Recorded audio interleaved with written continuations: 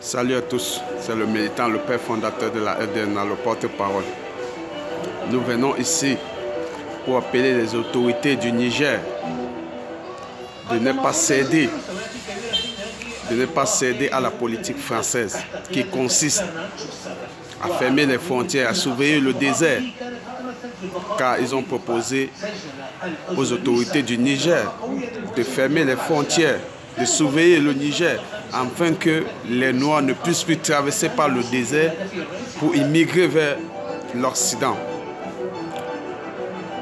Les autorités du Niger, je vous appelle ici à rester prudents et vigilants, car si vous acceptez de surveiller le désert et empêcher vos frères africains d'immigrer vers l'Occident, ça veut dire que vous êtes complices du génocide et de la misère qui règne dans des pays noirs. Si vous voyez vos enfants immigrer, traverser le désert pour aller là où ils comptent trouver le bonheur, laissez-les aller vers leur bonheur. Car la France met la pression sur l'Espagne de fermer les frontières du Maroc. Nous pouvons encore comprendre que le Maroc accepte cette pression parce que c'est un pays arabe. Pourquoi c'est un pays arabe? Parce que c'est des pays qui se sont toujours exclus de l'Afrique. Donc ça veut dire que s'il faut faire subir quelque chose aux Noirs, ils n'hésiteront pas si les portefeuilles sont bien gagnés. Or, en revanche, un pays noir n'a pas le droit de fermer les frontières ou d'empêcher leurs enfants d'immigrer vers l'Occident.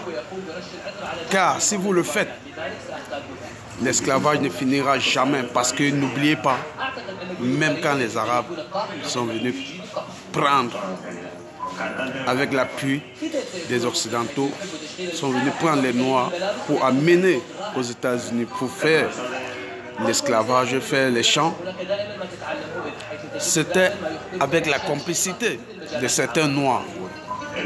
Mais aujourd'hui, au XXIe siècle, nous ne voulons plus que ces genres de Noirs doivent exister.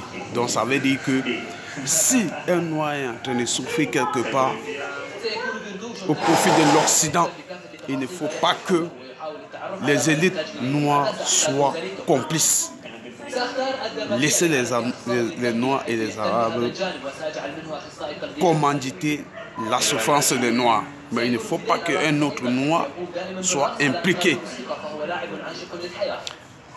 Autrement dit, même les Arabes allaient combattre la politique européenne concernant l'Afrique, que vous soyez noir ou arabe.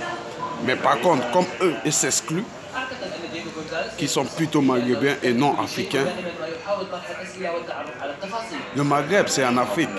Mais quand ils utilisent ce terme, c'est une manière de vous faire comprendre qu'ils ne se reconnaissent pas dans le terme africain.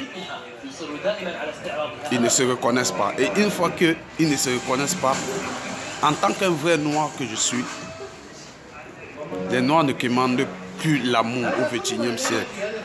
Les Noirs ne commandent plus l'amour. S'il faut que quelqu'un doit commander l'amour dans le continent africain,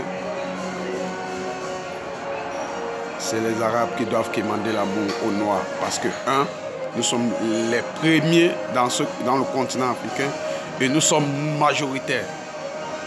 Donc, ils ont été placés dans des points stratégiques par le colon, c'est-à-dire tous les axes qui mènent à l'Europe.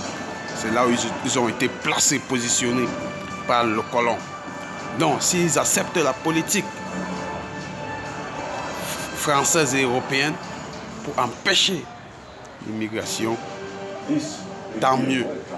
Mais la question qu'ils allaient se poser, c'est: vous empêchez ces frères africains d'immigrer vers l'Europe car vous avez fait le bordel dans leur pays, raison pour laquelle donc nous ne pouvons pas vous accompagner dans votre politique. Mais là, ils ne le font pas.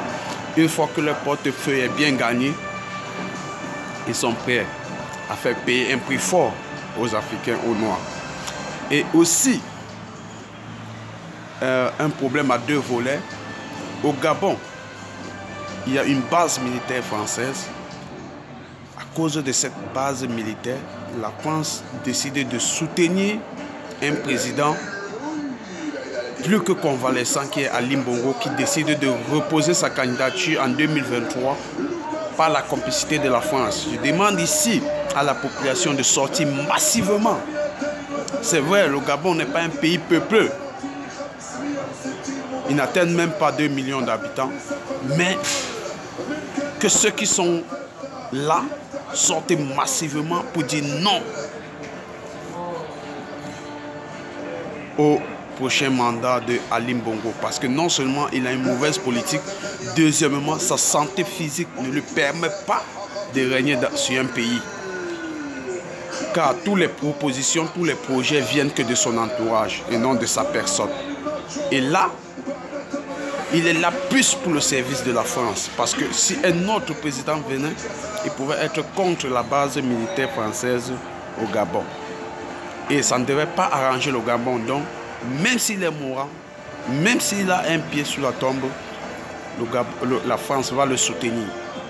Et pour faire un bloc à la France, il faut que le peuple se lève massivement afin que un nouveau président soit élu, quitte à lui de voir si la France doit dégager avec sa base militaire sur le sol gabonais ou ils doivent rester. Mais pourvu que le troisième mandat de ce dernier ne doit pas avoir lieu, je vous en prie, sortez massivement aux prochaines élections du Gabon, que tous les Gabonais ou alors tous les Africains, parce que désormais seule l'union fera la force.